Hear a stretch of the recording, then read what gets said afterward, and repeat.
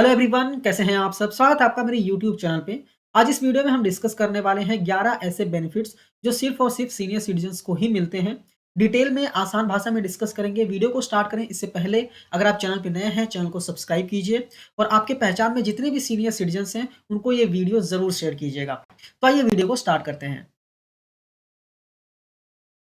पहले हम ये समझ लेते हैं कि सीनियर सिटीजन होते कौन है। एज पर इनकम टैक्स अगर हम देखें, यहाँ पे दो बाइफर्केशन किया गया है। पहला सीनियर सिटीजन, दूसरा है सुपर सीनियर सिटीजन। अगर आपकी एज 60 से ज़्यादा है, 60 या फिर उससे ज़्यादा है, तो आप सीनियर सिटीजन कहलाते हैं। और अगर आपकी एज 80 या फिर उससे ज़्यादा है तो आप सुपर सीनियर सिटीजन कहलाते हैं। ठीक है। 2021 में गवर्नमेंट ने एक सेक्शन इंट्रोड्यूस किया था, सेक्शन 194P, जिसमें ये बताया गया था कि एज 75 या फिर उससे ज़्यादा होगी तो ही आपको सीनियर सिटीजन माना जाएगा। ठीक है। अब सेक्शन 94P क्या कहता है वो हम आगे डिस्कस करेंगे और इसमें क्या बेनिफिट मिलता है वो भी हम आपसे आगे डिस्कस करने वाले हैं। तो उम्मीद करता हूँ ये आपको क्लियर हो गया होगा। सीनियर सिटीजन मतलब 60 एज या फिर उससे ज़्यादा, सुपर सीनियर सिटीजन मतलब 80 एज या फिर उससे ज़्यादा। तो अभी बेनिफिट हम डिस्कस करते हैं। ठीक है। तो पहला बेनिफिट है हायर एग्जम्पशन लिमिट। तो सीनियर सिटीजन को नॉर्मली एग्जम्पशन लिमिट जो है वो हायर मिलता है। अगर हम न्यू टैक्सिज्म की बात करें तो न्यू टैक्सिज्म में ऐसा कोई स्पेशल बेनिफिट नहीं मिलता है, सबके लिए 3 लाख का ही एग्जम्पशन लिमिट है। बट अगर आप ओल्ड टैक्सिज्म देखें तो ओल्ड टैक्सिज्म में सीनियर सिटीजन को जो बेसिक एग्जम्पशन लिमिट मिला है वो 3 लाख रुपए का मिला है और सुपर सीनियर सिटीजन को जो बेसिक एग्जम्पशन लिमिट मिला है वो 5 लाख रुपए मिला है। हालांकि ओल्ड टैक्सेस में आपको रिबेट भी मिल जाता है, इसलिए सारे टैक्स पेयर्स के लिए अप टू 5 लाख कोई भी टैक्स नहीं आता। बट एग्जाम्पशन लिमिट की बात करें तो 3 लाख और 5 लाख का एग्जाम्पशन लिमिट सीनियर सिटीजन को मिलता है। नेक्स्ट बेनिफिट है स्टैंडर्ड डिडक्शन का। अगर आप सीनियर सिटीजन हैं या फिर सुपर सीनियर सिटीजन हैं और आपको पेंशन मिलता है तो पेंशन पर भी आपको स्टैंडर्ड डिडक्शन मिल जाता है।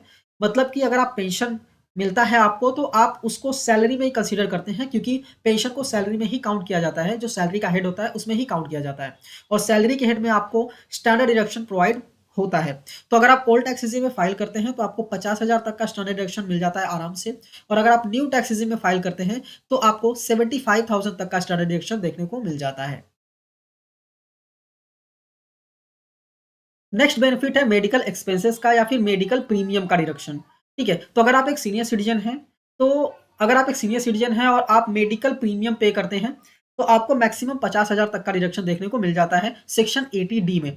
बट अगर आपके पास मेडिकल प्रीमियम नहीं है, ठीक है, आप मेडिकल प्रीमियम पे नहीं करते हैं, बट आप मेडिकल के खर्चे करते हैं, ठीक है, तो जो मेडिकल के खर्चे होते हैं उसका भी डिडक्शन आपको मिलता है सेक्शन 80D में और वो भी मैक्सिमम 50,000 तक का मिलता है। अभी इसमें ध्यान देने वाली बात यह है कि जब भी आप मेडिकल एक्सपेंसेस का डिडक्शन ले रहे हैं तो ध्यान ये दीजिएगा कि मेडिकल प्रीमियम आप पे नहीं करते होंगे। ठीक है। दोनों में से कोई एक ही मिलेगा। अगर आप मेडिकल प्रीमियम पे करते हैं ना तो आपको मेडिकल प्रीमियम का ही डिडक्शन मिलेगा, फिर एक्सपेंसेस का डिडक्शन आप नहीं ले पाएंगे। ठीक है। इसमें मैक्सिमम 50,000 तक का ही डिडक्शन आपको देखने को मिल जाता है।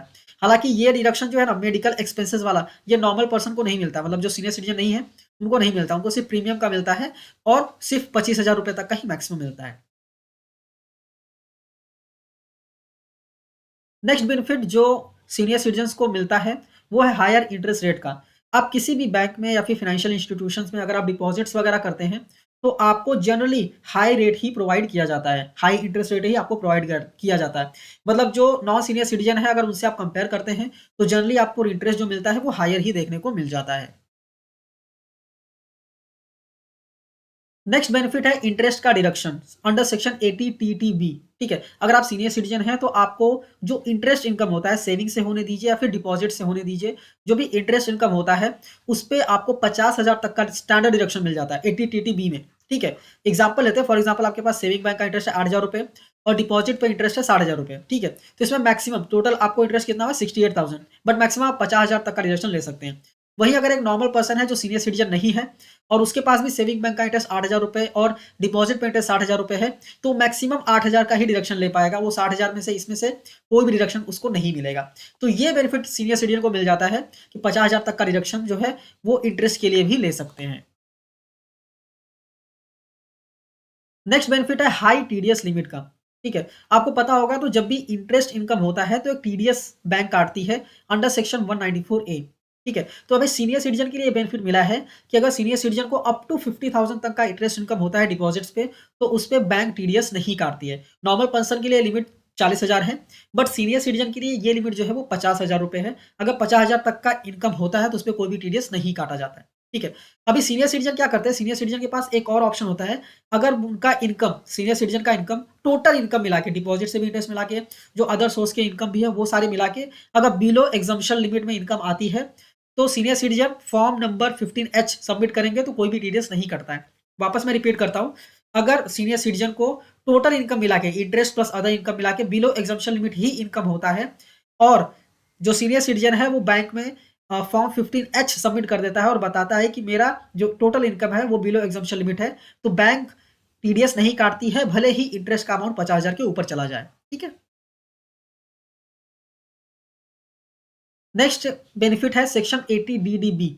अगर कोई भी सीनियर सिटीजन ऐसा है जो ट्रीटमेंट कराता है किसी भी स्पेसिफाइड डिसीज का, तो उस सीनियर सिटीजन को 1 लाख रुपए तक का डिडक्शन मिल जाता है अंडर सेक्शन 80DDB, ठीक है। वही अगर नॉन सीनियर सिटीजन है तो उस केस में 40,000 ही मिलता है, बट अगर आप सीनियर सिटीजन हैं तो आप 1 लाख तक का डिडक्शन ले सकते हैं। अभी मैं जितने भी डिडक्शन यहाँ पे सेक्शंस बता रहा हूँ ना, सारे सेक्शन में ऑलरेडी चैनल पे अपलोड कर चुका हूँ, डिटेल में डिस्कस किया है। जैसा कि आप मेरे चैनल पे अगर जाएंगे तो वहाँ पे प्लेलिस्ट मैंने बनाया हुआ है, list of income tax deductions, सारे डिडक्शंस डिटेल में डिस्कस किए हुए हैं और अपलोड किए हुए हैं, ठीक है। तो आप जाके देख सकते हैं, किसी भी सेक्शन में आपको डाउट रहेगा ना तो आप डिटेल में जाके उसको देख सकते हैं। मैंने senior citizen, non senior citizen सारे यहाँ पे इंक्लूड किए हुए हैं, ठीक है। नेक्स्ट बेनिफिट है एडवांस टैक्स का।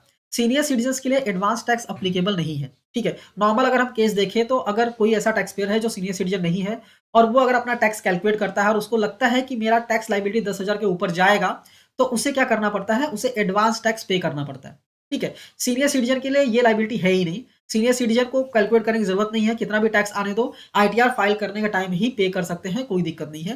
तो सीनियर सिटीजन के लिए एडवांस टैक्स अप्लीकेबल नहीं है, बट नॉर्मल पर्सन के लिए एडवांस टैक्स अप्लीकेबल है। एडवांस टैक्स नहीं पे करेंगे तो आईटीआर फाइलिंग करते टाइम इंटरेस्ट भी पे करना पड़ेगा, जो एडवांस टैक्स आपने नहीं पे किया है। नेक्स्ट बेनिफिट है no need to file ITR, ठीक है। मैंने आपको स्टार्टिंग में बताया था सेक्शन 194P, जिसमें एज लिमिट को 75 साल बताया गया है, ठीक है। तो अगर आप 75 ईयर्स या फिर उससे ज्यादा हैं और आपका इनकम सिर्फ और सिर्फ पेंशन इनकम है और इंटरेस्ट इनकम है, और दोनों इनकम, ये जो पेंशन इनकम और इंटरेस्ट इनकम है, दोनों इनकम सेम बैंक में रिसीव होता है, तो आईटीआर फाइल करने की जरूरत नहीं है। बैंक जो है वो आपके बिहाफ पे आईटीआर फाइल करेगा, ठीक है। आपको सिर्फ क्या करना है, आपको एक फॉर्म सबमिट करना है, फॉर्म नंबर 12BBA बैंक में सबमिट कीजिए, जिसमें डिक्लेरेशन रहता है कि कितना इनकम है आपके पास और कोई अदर सोर्स इनकम नहीं है। वो सारी चीजें आपको डिक्लेरेशन देना पड़ता है। बैंक जो है वो आपके बिहाफ पे आईटीआर फाइल करेगा और आपके बिहाफ पे जो भी टैक्सेस आएंगे वो टैक्सेस पे करेंगे, ठीक है। नेक्स्ट बेनिफिट है आईटीआर फाइलिंग इन पेपर फॉर्म, ठीक है। ये बेनिफिट सिर्फ और सिर्फ सुपर सीनियर सिटीजन के लिए ही है।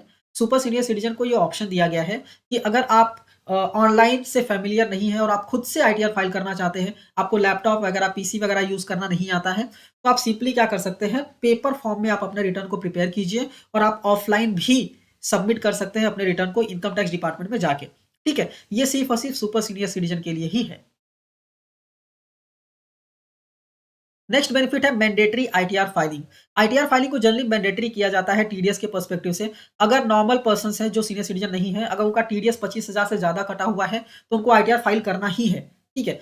सीनियर सिटीजन के केसेस में इस लिमिट को बढ़ा के 50,000 कर दिया गया है कि अगर आप सीनियर सिटीजन है और आपका टीडीएस 50,000 से ज्यादा कटा है तो आपको आईटीआर फाइल करना मैंडेटरी है, ठीक है। ये टीडीएस के पैरामीटर से मैं बोल रहा हूँ, बाकी अलग पैरामीटर्स भी हैं, ठीक है। तो यहाँ पे टीडीएस की लिमिट बताई गई है, बट जनरली मेरा सजेशन ये रहता है कि अगर आप आईटीआर फाइल कर रहे हैं तो आपको आईटीआर फाइल कर देना चाहिए अगर टीडीएस वगैरह आपका कटा है तो। नॉर्मली क्या रहता है कि टीडीएस अगर ज्यादा कटा रहता है तो आप एग्जामिशन वगैरह लेके अपने टीडीएस को रिफंड भी करा सकते हैं, इसलिए जनरली टीडीएस अगर कटा है तो आपको आईटीआर फाइल कर देना चाहिए। तो उम्मीद करता हूँ प्रॉपर्ली आपको सारी चीजें समझ में आ गई होंगी। ये वीडियो अगर अच्छी लगी है तो इस वीडियो को लाइक कीजिए, अपने दोस्तों के साथ भी शेयर कीजिए, स्पेशली सीनियर सिटीजन जो पर्सन हैं उनके साथ जरूर शेयर कीजिएगा, ठीक है। तो उम्मीद करता हूँ आपको प्रॉपर्ली समझ में आ गया होगा। फिर भी आपको अगर ऐसा लगता है कि कोई ऐसा पॉइंट है जो मैंने छोड़ दिया है या फिर छूट गया है मुझसे, तो डेफिनेटली आप कमेंट कीजिएगा, मैं ट्राई करूंगा कि उसको एक्सप्लेन कर पाऊँ कमेंट में ही, ठीक है। तो मिलते हैं नेक्स्ट वीडियो में। Thank you for watching and all the best.